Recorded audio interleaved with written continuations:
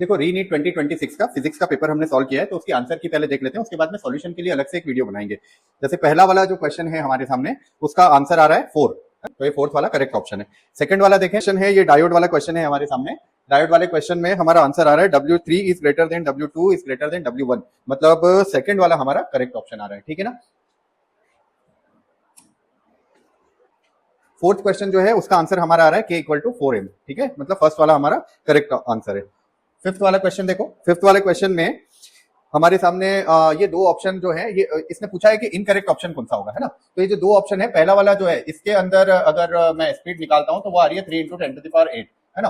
और इसने हमें डाइलेक्ट्रिक कांस्टेंट कितना दिया हुआ है, 9 दिया हुआ है। तो इस डाइलेक्ट्रिक कांस्टेंट पे तो स्पीड ये नहीं मिल सकती है, क्योंकि ये तो वैक्यूम की स्पीड है और वैक्यूम का डाइलेक्ट्रिक कांस्टेंट 1 है। तो ये हमें मोस्ट करेक्ट इनकरेक्ट ऑप्शन मिल रहा है, तो हम इसको लगा लेते हैं, ये हमारा करेक्ट ऑप्शन हो जाएगा, ठीक है ना। अच्छा, सिक्स वाला क्वेश्चन देखो, सिक्स वाले क्वेश्चन में मुझे इन दोनों ऑप्शन में थोड़ा सा डाउट है, 1 और 2 में। तो हम वेट करते हैं, एक बार और इसको सॉल्व करके देखेंगे और वेट भी करते हैं एनटीए के आंसर की क्या आती है, ठीक है।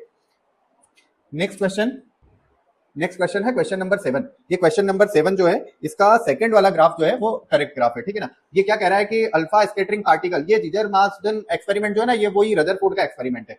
तो अल्फा पार्टिकल का ग्राफ आपने देखा होगा एनसीईआरटी में, ये वाला ग्राफ दिया हुआ है कि अल्फा पार्टिकल कितने डिग्री से स्कैटर करेंगे, कितने पार्टिकल कितने डिग्री से स्कैटर करेंगे, है ना। तो ये अल्फा पार्टिकल एक्सपेरिमेंट वाला एनसीईआरटी का ही ग्राफ है, ये एनसीईआरटी में दिया हुआ है ग्राफ, ठीक है। अगला क्वेश्चन कौन सा है, क्वेश्चन नंबर 8। अब क्वेश्चन नंबर 8 जो है, इस क्वेश्चन नंबर 8 में हमारा ऑप्शन आ रहा है फर्स्ट वाला, ठीक है। ये 1 हमारा आंसर आ रहा है, ठीक है ना। फिर भी एक बार आप इसको सॉल्व करके देखिएगा कि ये सेकंड वाला ऑप्शन भी करेक्ट आ रहा है क्या, किसी का सेकंड वाला ऑप्शन अगर आ रहा है तो मुझे कमेंट करके बताइएगा, ठीक है। मैंने सॉल्व किया तो अभी फर्स्ट वाला मतलब 1 इसका आंसर आ रहा है, ठीक है। अगला क्वेश्चन है क्वेश्चन नंबर 9। इसका ऑप्शन आ रहा है मेरा L-1 T-1 K-2, तो ये मेरा फोर्थ वाला ऑप्शन करेक्ट आ रहा है, ठीक है।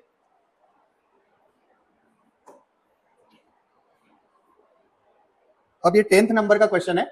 10th नंबर के क्वेश्चन में fifth harmonic of open organ pipe, ये देखो बार बार आता है ये वाला क्वेश्चन, एक ओपन ऑर्गन पाइप और क्लोज्ड ऑर्गन पाइप के n और n+1 और इस टाइप के हार्मोनिक्स जो रहते हैं उनके लिए रेशो निकालने के लिए बार बार आता है ये क्वेश्चन, है ना। कई बार आया हुआ है, पीवाईक्यू हमने किए भी हुए हैं ये। तो इसका मेरा आंसर आ रहा है सेकंड वाला, मतलब 1 मेरा करेक्ट आंसर आ रहा है, ठीक है।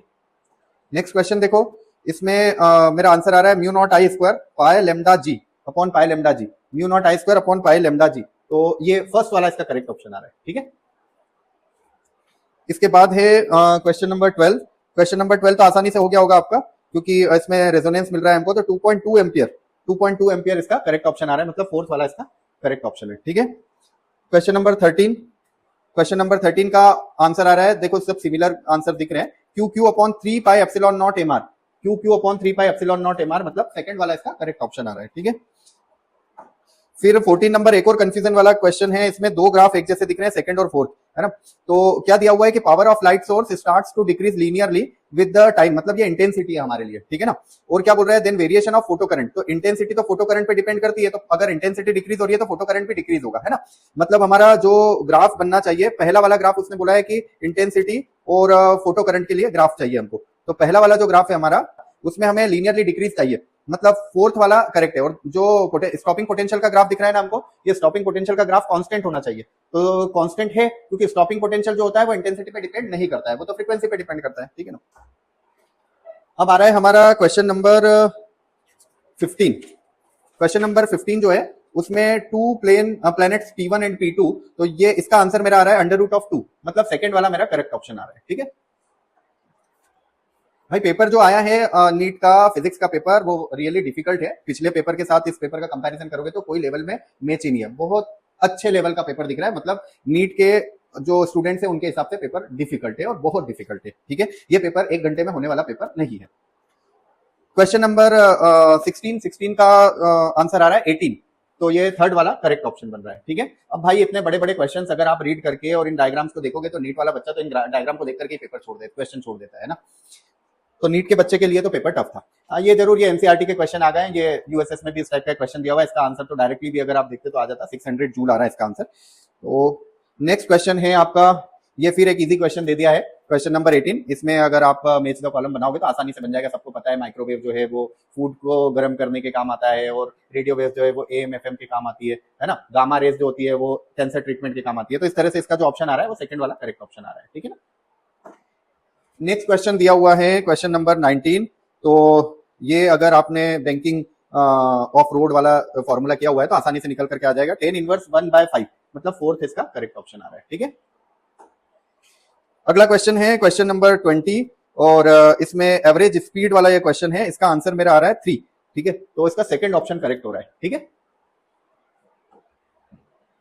चलो अगला क्वेश्चन देखते हैं, क्वेश्चन नंबर 21।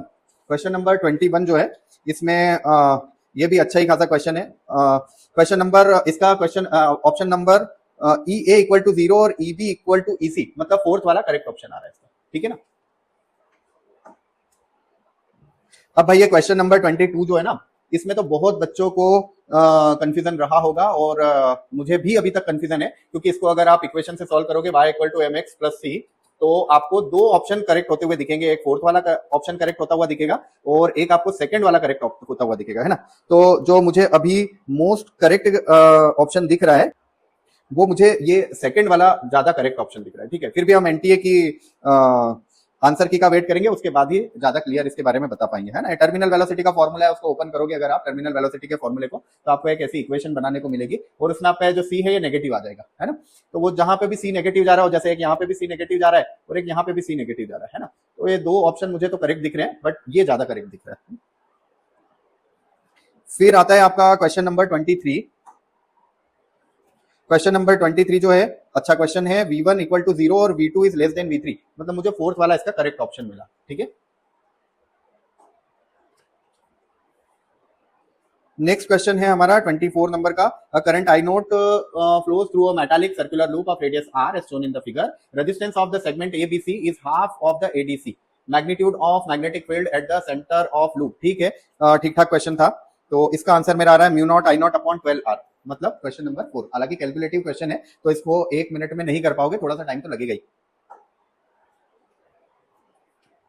अब ये वाला क्वेश्चन जो है भाई बहुत कम बच्चे कर पाए होंगे। इसका सॉल्यूशन मैंने बनाया है, सॉल्यूशन में अपलोड करूंगा। इसका आंसर जो आ रहा है वो 1/2 आ रहा है। ठीक है ना, अब इसमें इंटीग्रेशन भी करना है, वैल्यूज भी रखना है, तो ये 1 मिनट का क्वेश्चन नहीं है, डिफिकल्ट क्वेश्चन है। ठीक है ना, अगला क्वेश्चन है क्वेश्चन नंबर 36। ये जरूर अच्छा क्वेश्चन है। r टू द पावर 3/2 मतलब फर्स्ट वाला इसका करेक्ट ऑप्शन है, r टू द पावर 3/2, है ना। अगला क्वेश्चन है, इस क्वेश्चन के अंदर भी बच्चों ने गलती करी होगी, क्योंकि इसका जो आंसर आ रहा है वो आ रहा है m minus m into r plus r square और इसमें दो ऑप्शन दिए हुए हैं, एक स्मॉल m माइनस एम भी दिया है और एक कैपिटल m माइनस एम भी दिया हुआ है। ठीक है ना, तो मेरा तो ये capital m minus m into r plus r square आया है, बट एक बार और अच्छे से कैलकुलेशन करके देखना, हो सकता है कि ये 1 वाला ऑप्शन करेक्ट हो। मुझे जल्दी में कैलकुलेशन की है तो हो सकता है कि 1 और 4 में से कोई एक ऑप्शन बैठ जाए। ठीक है, नेक्स्ट क्वेश्चन, ये तो इजी था। 60 centimetre to the left of concave lens, थोड़ी सी कैलकुलेशन जरूर है लेकिन इजी था क्वेश्चन, तो ये बन गया होगा। इसका फर्स्ट वाला करेक्ट ऑप्शन आ रहा है। ठीक है, बहुत कम क्वेश्चन ऐसे थे जो 1 मिनट में बनने जैसे थे, ज्यादातर क्वेश्चन ने ज्यादा टाइम लिया होगा और बहुत सारे क्वेश्चन ऐसे हैं जो देखने में ही नहीं आए होंगे। जैसे जीना डायोड का क्वेश्चन बहुत टाइम से नहीं आया, अभी जीना डायोड का क्वेश्चन आ गया। इसका आंसर जो है वो 2 वोल्ट है। ठीक है, अगला क्वेश्चन है, ये थोड़ा सा ठीक क्वेश्चन था लेकिन फिर वही बात है कि एनर्जी कैलकुलेट करना है, फिर वो एनर्जी का रेशियो निकालना है, तो थोड़ा सा टाइम तो लगा ही है। तो इसका आंसर जो आ रहा है वो आ रहा है 1/6, थर्ड वाला करेक्ट ऑप्शन आ रहा है इसका। ठीक है, अगला क्वेश्चन है क्वेश्चन नंबर 32 बहुत लेंदी सा क्वेश्चन है, इतने बड़े क्वेश्चन को पढ़ने में टाइम लगता है। हालांकि इसका आंसर जो आ रहा है वो आ रहा है I A remains constant while I B increases मतलब फोर्थ वाला इसका करेक्ट ऑप्शन आ रहा है। ठीक है, अब क्वेश्चन चाहे इजी हो लेकिन अब इतना बड़ा स्टेटमेंट आप पढ़ोगे तो पढ़ते पढ़ते ऊपर का भूल जाओगे, फिर डायग्राम देखोगे, फिर एक बार क्वेश्चन को रीड करोगे, तो टाइम लगता है। ये 1 मिनट का क्वेश्चन नहीं है। क्वेश्चन नंबर 33 में मेरा आंसर आ रहा है 5 मतलब सेकंड का जो है ये 5 आंसर आ रहा है। ठीक है ना, हालांकि इन सारे क्वेश्चंस को हम बाद में डिस्कस करेंगे और करके भी देखेंगे कि कितने कितने टाइम में होते हैं ये क्वेश्चन। 34 नंबर क्वेश्चन जो है उसमें मेरा आंसर आ रहा है 1/4 मतलब ये थर्ड। ठीक है ना, अब ये बहुत सारे बच्चों का आंसर 4 आ गया होगा, तो लेकिन 1/4 इसका करेक्ट ऑप्शन है। ठीक है, ठीक है, ये एक इजी सा क्वेश्चन था मीन फ्री पाथ का एनसीईआरटी के अंदर फॉर्मूला दिया हुआ है, कई बार उसका क्वेश्चन पूछ लिया जाता है, इस बार भी पूछा है तो अच्छा इस बार ये देखने में जरूर आया है कि पीवाईक्यूज जो है वहां से जो भी कोई इजी क्वेश्चन दिख रहा है वो पीवाईक्यू से आया हुआ क्वेश्चन है ना। डिफिकल्ट क्वेश्चन जितने भी दिख रहे हैं वो नए टाइप के क्वेश्चन है, लेकिन जो इजी क्वेश्चन है वो पीवाईक्यू से निकला हुआ क्वेश्चन है। तो क्वेश्चन नंबर 35 का आंसर आ रहा है Na इक्वल टू 1/2 NB मतलब ये थर्ड वाला करेक्ट ऑप्शन है इसका। ठीक है, 37 जो है इसके अंदर U235 को थोरियम और हीलियम में कन्वर्ट किया हुआ है, एनर्जी दी हुई है, क्यू की वैल्यू निकाली है। ये अगर आप ध्यान से देखोगे तो ये आपका एनसीईआरटी के अंदर दिया हुआ क्वेश्चन है।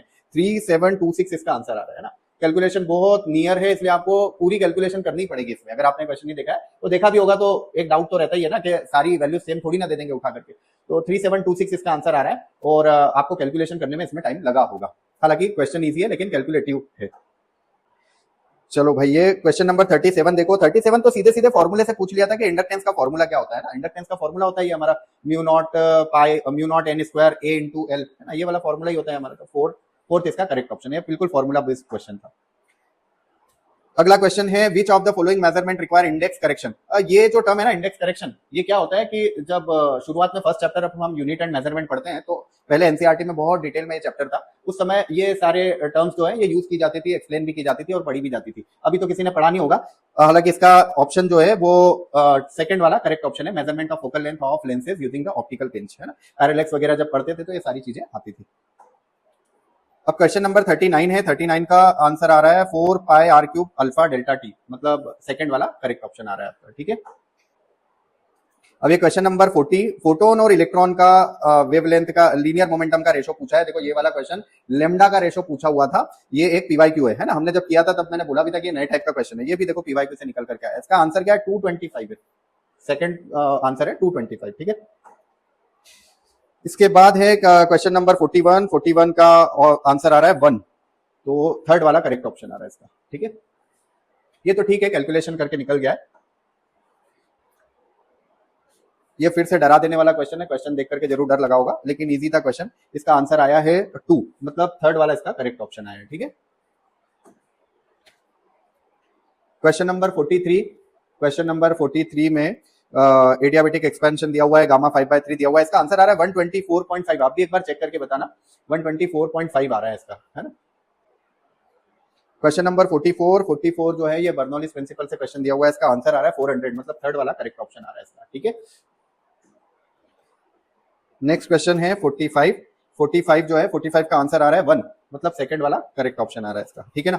फिर भी इन सारे आंसर्स को एक बार आप वेरीफाई कीजिएगा, सॉल्व करके देखिएगा और एनटीए की आंसर की का वेट करिए, है ना। एनटीए के आंसर की आने के बाद भी नहीं अपना फाइनल स्कोर आएगा, ठीक है।